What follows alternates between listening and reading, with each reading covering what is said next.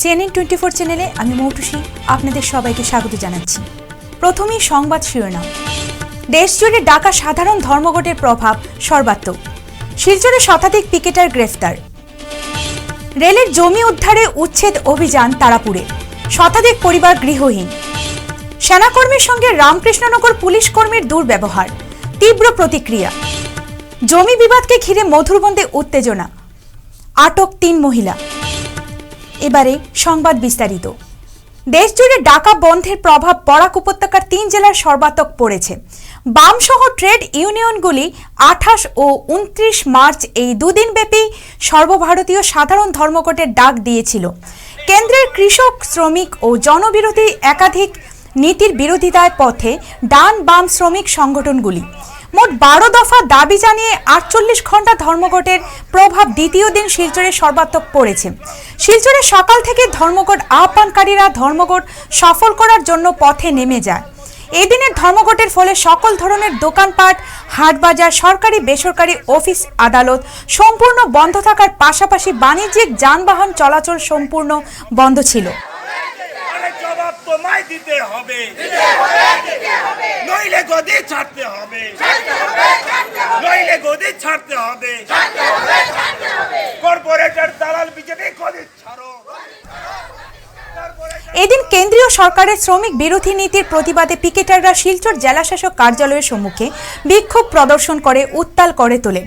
এমনকি জেলাশাসক কার্যালয়ের কোনো সরকারি অফিসার বা কর্মচারীকে প্রবেশ করতে দেয়নি প্রতিবাদকারীরা।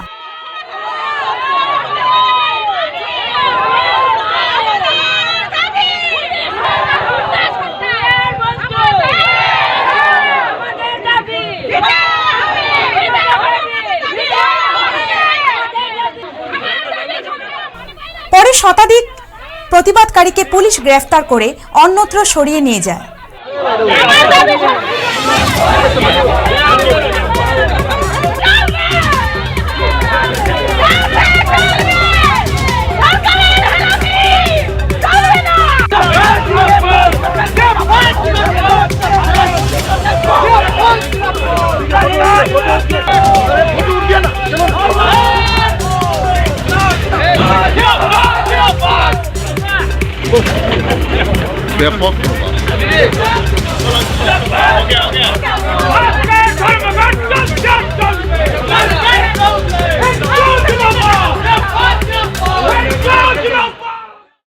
ফের নড়েচড়ে বসল রেল।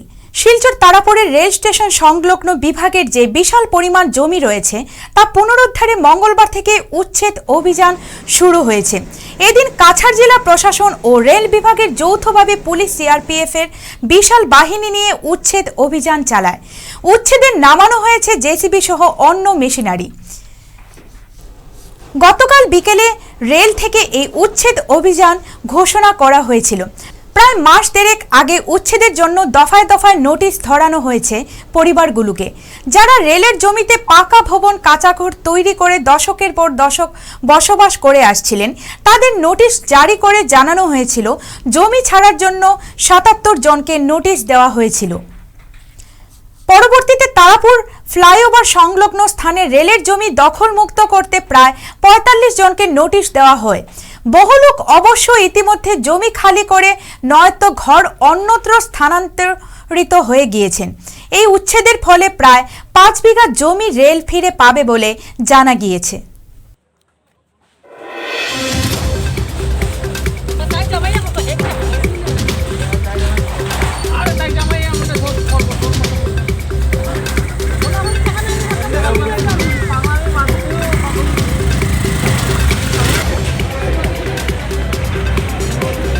প্রীতম দা, এরা সরা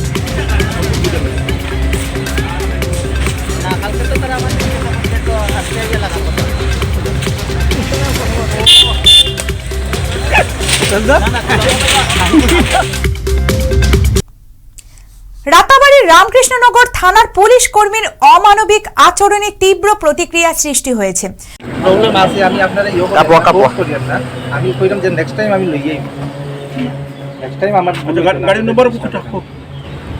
গাড়ি নাম্বারটা কি মানে নতুন না না নতুন নেম প্লেট আনলা আছে দাদা, আপনার নেম প্লেট না আমার প্লেটটা ওটা কিনা আমার তো আমরা এটা লাগাই না এখন এটা না করছে লাগাতে লাগে না মানুষের নাম উঠাই লাগে। খবরে প্রকাশ, দুজন সেনাকর্মী সন্তোষ সিনহা এবং দীনেশ সিনহা কিছুদিনের জন্য ছুটি নিয়ে করিমগঞ্জ জেলার দুর্লভছড়া স্থিত বাসকাল টিল্লার নিজের ঘরে এসেছিলেন। গতকাল তারা বাইকে করে দুর্লভছড়া থেকে রামকৃষ্ণনগর যাওয়ার পথে রামকৃষ্ণনগর কলাছুপ এলাকায় পুলিশের নাকা চেকিংয়ে আটকে পড়েন। আর দুজন হেলমেট পরিধান না করার জন্য তাদের সঙ্গে রামকৃষ্ণনগর পুলিশ দুর্ব্যবহার করেন বলে অভিযোগ। এ ঘটনার তীব্র প্রতিক্রিয়ার সৃষ্টি হয়েছে। ঠিক আছে কাটটা ভিডিও করে এটা তো আমার মধ্যে আমরা তো চালান কাটি আর হ্যাঁ চালান কাটিয়া চালান কাটা যেটা লাগে কাটা কিটা ইও নাই গাড়ি নম্বর ভিডিও করবা লাগে না। আরে ভিডিও আমাক নকরবি মই কৈছো ভিডিও নকরবি ভাঙি দিম মোবাইল মোবাইল ভাঙি দিম কি আছে ভিডিও নকরিব। জমি বিবাদকে ঘিরে ৭০ বছরের এক বৃদ্ধাকে মারপিটের ঘটনার মঙ্গলবার মধুরবন এলাকার তুমুল উত্তেজনার সৃষ্টি হয়। ঘটনার খবর পেয়ে সদর পুলিশ অভিযান চালিয়ে ৩ মহিলাকে আটক করেছে। ঘটনার সূত্রপাত গত ২৭ March. Madhurban Fatema Laskar LP school লেনের বাসিন্দা তাহেরা বেগম চৌধুরী উপর জমি সংক্রান্তে বিষয়ে হামলা চালায় এলাকার আতাবুর রহমান মজুমদার এবং তার পরিবারের সদস্যরা।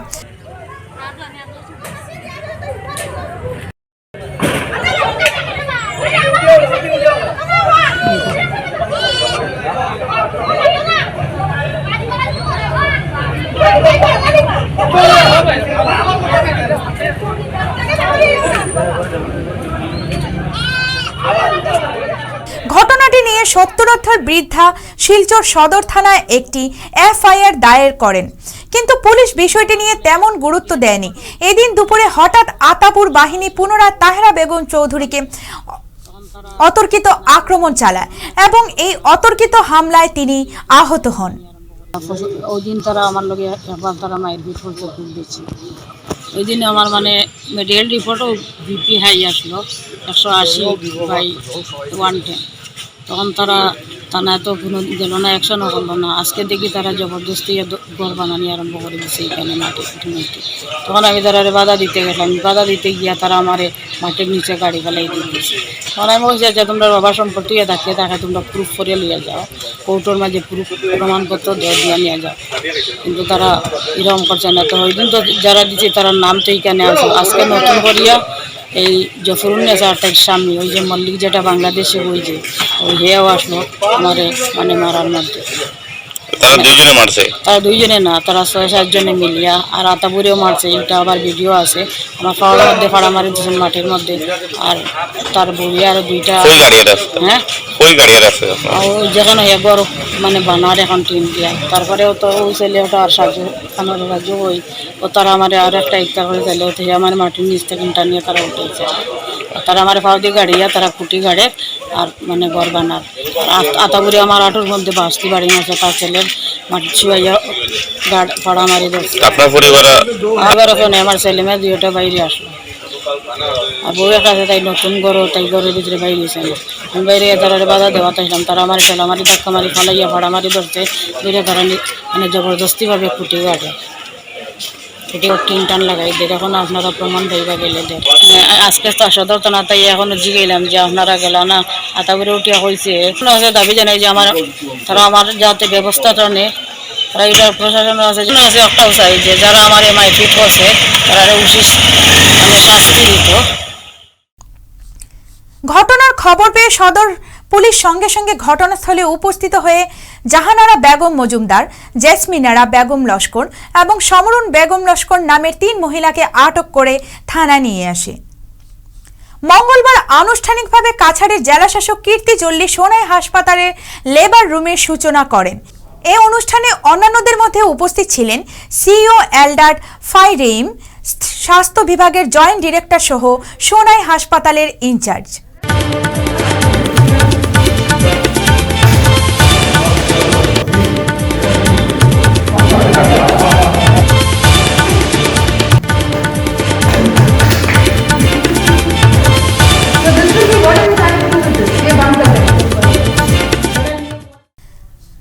অসমে এনআরসির নবায়নের বিরুদ্ধে এবার তৃণমূল নেত্রী তথা রাজ্যসভার সাংসদ সুস্মিতা দেব সরব হলেন। গতকাল এক টুইট বার্তায় সুস্মিতা বলেন, এনআরসির সবকিছু কি জ্বলে গেল? মুখ্যমন্ত্রী হিমন্ত বিশ্ব শর্মা এনআরসি পুনরীক্ষণ চেয়েছিলেন। মুখ্যমন্ত্রী পুরনো এনআরসি পর্যালোচনা করে নতুন এনআরসির কথা বলেছিলেন, কিন্তু বর্তমান মুখ্যমন্ত্রী নতুন এনআরসি দাবি করেছেন। আসামের মানুষ দীর্ঘদিন ধরে লাইনে দাঁড়িয়েছেন। অনেক লোক তাদের লিগাসি দেখানোর জন্য রাজ্য জুড়ে ভ্রমণ করে তাদের জমা টাকা ব্যয় করেছেন। আর এনআরসি একটি দীর্ঘ প্রক্রিয়া ছিল, এর জন্য রাজ্যের সরকারি অফিসারের সাধারণ দায়িত্ব ব্যাহত হয়েছিল। এসব কি অথলে গেল? এই প্রশ্ন করেন সাংসদ সুস্মিতা দেব। ধলাই বন বিভাগের অধীনে লাইলাপুর, হাওয়াইথান ও পাগলাছড়ার মধ্যবর্তী স্থানে বৃহৎ পরিমাণে সেগুন কাঠ জব্দ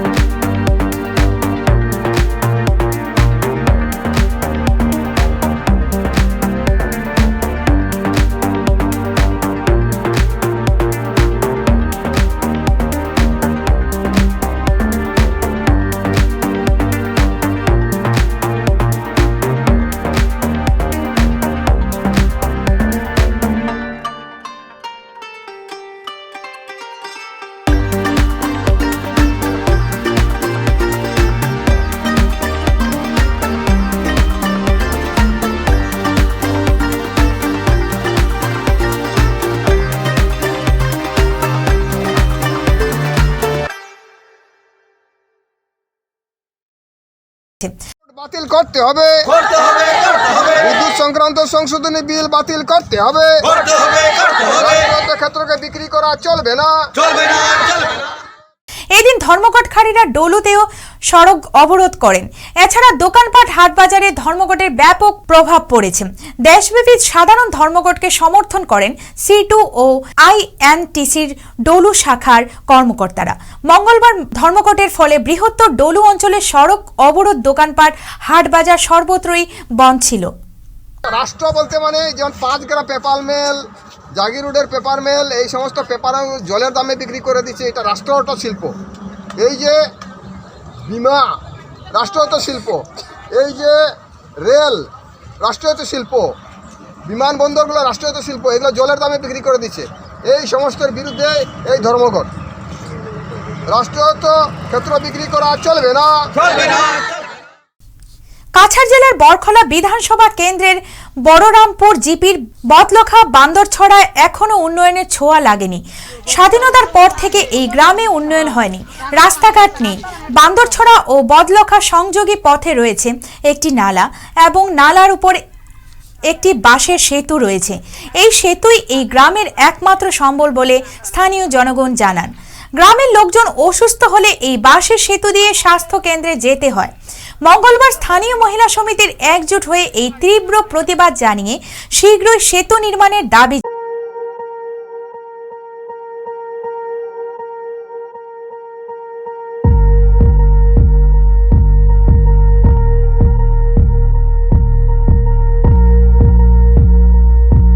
বন্ধসরা, বদলখা, সালেঙ্গা সব দরিয়া মানে বদলা গ্রামের সব জিনিসের আমরা কষ্ট করি। আর রাস্তাঘাট নাই, জলটাও সুবিধা নাই, এটা প্লাস্টিকটা হইতো যেন খুব কষ্ট করিয়া মানুষ এই ফেক ভাঙ্গিয়া বাচ্চা খাচ্চা বউ বিনি সব খুব কষ্ট করিয়া চলে। যে এই বদলখা গ্রাম কবে তাকে গ্রামটা হইছে, এটা আমরা জন্মের আগে থেকে গ্রামটা হইছে, তখন তাকে এই রাস্তা পুল কিনো কিচ্ছু হয় না। বর্তমানে এখন আমরা একটা মহিলা সমিতি করছি, কই দেখি আমরা মেয়ে লোকে নিয়ে কিচ্ছু করতে পারি, সরকারে নিয়ে দেখে এই রাস্তাঘাটগুলো।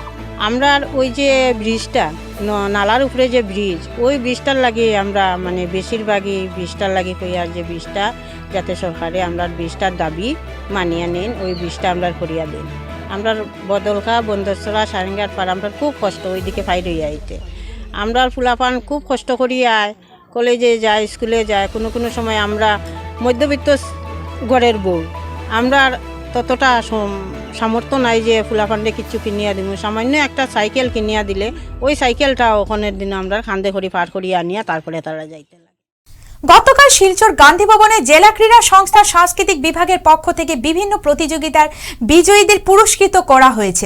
এই অনুষ্ঠানের অতিথিদের মধ্যে উপস্থিত ছিলেন প্রধান অতিথি কবি মহুয়া চৌধুরী, সাংবাদিক অরিজিৎ আদিত্য, আসাম সরকারের ভিলেজ ডিফেন্স অর্গানাইজেশনের চিফ অ্যাডভাইজার অমিয় কান্তি দাস, স্পন্সর সমর রায় ও তার কন্যা বৈশালী রায় প্রমুখ। অতিথিদের বক্তব্যের পর বিজয়ীদের হাতে অতিথিরা এবং সংস্থার সদস্যরা পুরস্কার তুলে দেন।